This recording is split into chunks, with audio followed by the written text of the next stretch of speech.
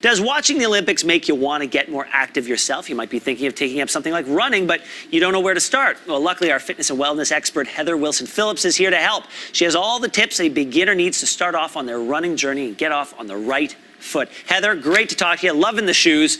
Before we can run, we do need to warm up. Yeah. So what does a warm-up look like for a beginner? Right. So for a beginner, you may even just want to start off by walking, okay? That can be your overall warm-up. However, you can also add in dynamic stretches. So dynamic stretches might be doing something like a karaoke, a side shuffle, or actually even walking and pulling your knees into your chest as you're moving along. Okay, so I get side shuffles and back pedals and all that. What's a karaoke?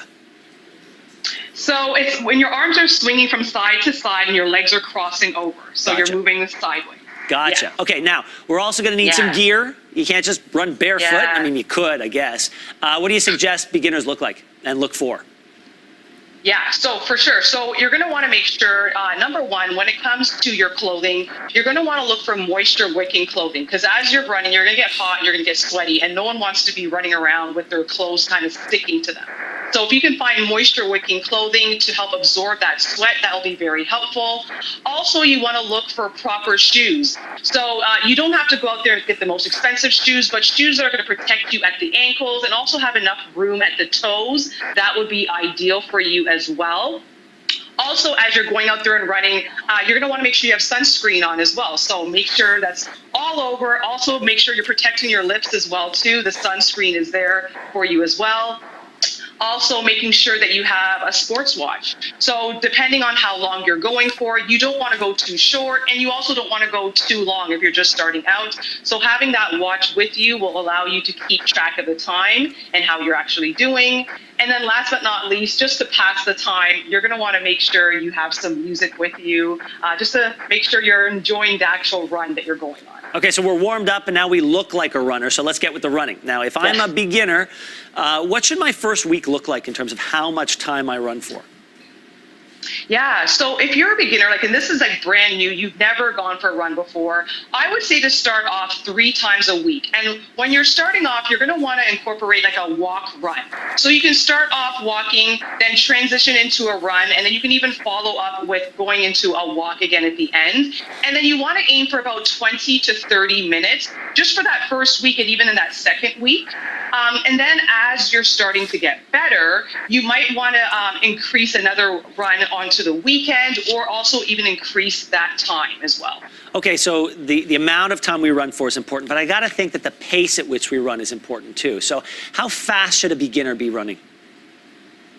So because everybody is different, I don't really like to say how fast you should be running, but what I would say is that if you are running and you're able to have a full-on conversation, then that means you're not really pushing yourself as much as you should be. So you shouldn't be able to speak completely freely as you're going for the run. It should be a challenge to the point where you don't even want to be talking anymore. You're just focused on the running. Okay, and a lot of times I used to run a lot, and I would always say when I was done with my runs, I'll stretch at the end of the day. Can you lay on the couch after a run and just relax, or do you really have to get those stretches in immediately? I would definitely recommend getting those stretches in right away. I definitely do that as well too. I want to stretch later, but it's so much better to get the stretch in right away, just to make sure that to alleviate the soreness and any type of injuries. So what I actually want to do, Ben, is just demonstrate just 3 quick stretches that you can do after your run. There's so many stretches that you can do, but I'm going to demonstrate 3 just to show you. So first and foremost, I'm going to turn here to the side, and we're just going to stretch out our quads, okay? So I'm going to bring my leg behind me, and our quad muscles are muscle right here in the front. And I'm just going to lean back right to where it's comfortable, support from my elbows, and we're going to hold it here. And as you're doing each of your stretches, you want to hold it for about 20 to 30 seconds. So we're holding it here, stretching out the front of our leg, which is our quad muscle, okay?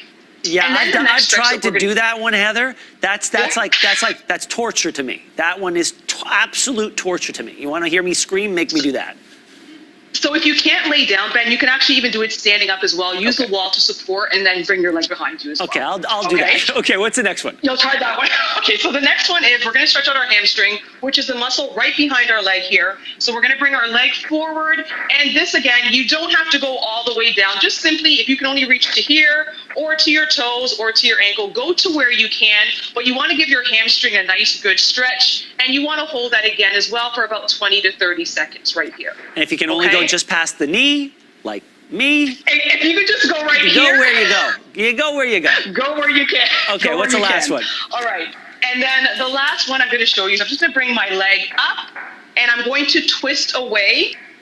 And I'm just going to hold that here again. So we're working our spine, our back as well too. And sometimes you might even feel it through your glutes as well too, as you're pushing against your knee.